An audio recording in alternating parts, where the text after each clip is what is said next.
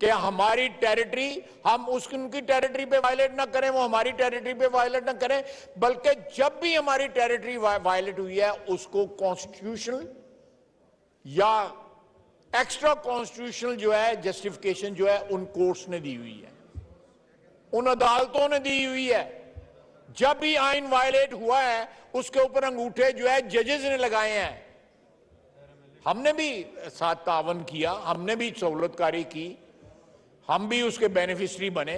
सियासतदान जो है मुबर्रा नहीं है, लेकिन आज जो है let's act according to the constitution, और जो हमें कॉन्स्टिट्यूशन पावर्स जो है प्रोवाइड करता है हम उसको, और देखें उसमें यह भी शामिल करें जनाब स्पीकर, उसमें यह भी शामिल करें, अगले दिन हमारे वजीर साहब यहां पे इस वक्त नहीं बैठे हुए, शहादत साहब जो हैं उन्होंने, सेनेटर जो हैं जी मौजूद हैं, इन्होंने 1,80,000 मुकदमे पेंडिंग है हमारी जो सीनियर जुडिशरी के सामने, 51,000 जो है सुप्रीम कोर्ट के सामने।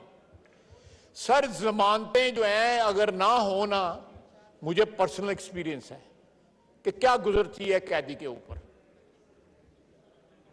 आज एक जज साहब ने मेरे जमानत की एप्लीकेशन जो है सुनने से इनकार कर दिया था और कोर्ट से बेंच से अलहदगी, वो अब केस सुन रहे हैं चौधरी परवेज इलाही साहब का। पता नहीं क्या किया उन्होंने, कल किया या आज किया है भी वो गुजरात के। तो ये तो हमारे साथ हाथ होते रहे और ये क्या जिम्मेदारी जो उनकी है, बेसिकली जो है वो जिम्मेदारी जो है मुकदमे निपटाने हैं, कॉन्स्टिट्यूशनल रैंगलिंग में फंसने वाली उनकी जिम्मेदारी नहीं है। ठीक है, ये भी उनका काम है, लेकिन जो बेसिक बुनियादी काम है इंसाफ फराम करना, 51,000 मुकदमों में उन्होंने इंसाफ नहीं फराम किया अभी तक। जमानतों के हजारों केस हैं, मैं सही कह रहा हूं शाह साहब? हाई कोर्ट के कितने हैं? 80,000 से ज्यादा तकरीबन केसेस। आप नंबर देखें, 4 लाख केसेस पेंडिंग है। ये हमारी अदलिया का हाल है। मातम करने का टाइम है उनका जो है। और बातें इतनी बुलंदो बांग दावे, वो क्या कौन बोल रहा था खुदा के लहजे में, इस तरह वो बातें करते हैं। ये मुकदमे तो निपटाएं, उसके बाद हमसे भी दस्तों गिरेबान हो लें। अल्लाह ताला ना करे वो ऐसी नौबत आए। लेकिन जो इस वक्त सारा सीन जो है वो सिर्फ कंसंट्रेशन या फोकस जो है हमारी अदलिया की एक ही चीज पे है। आप स्पीकर साहब, आप जरा गौर करें कि कितने मुकदमे पेंडिंग है वहां पे। लोग फांसी लग जाते हैं, फांसी के बाद जो है फैसले आते हैं, फांसी के बाद फैसले आते हैं, बरी किया गया लोगों को। साकिब निसार साहब उस वक्त चीफ जस्टिस से,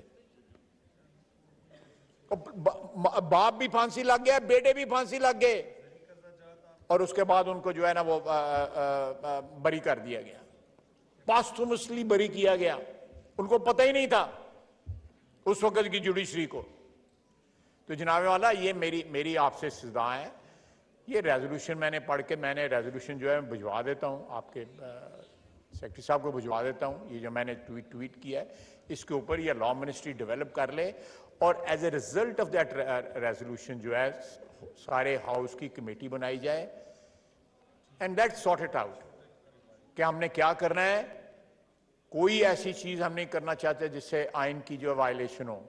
हम फ्रेमर है आइन के, ये हाउस फ्रेमर है आइन का जो है।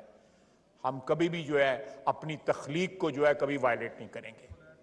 ये बात जो है ये बिल्कुल ज़हन-नशीन होनी चाहिए तमाम अदारों को। हम अपनी तख्लीक को कभी वायलेट ना करेंगे, ना होने देंगे। वो माल है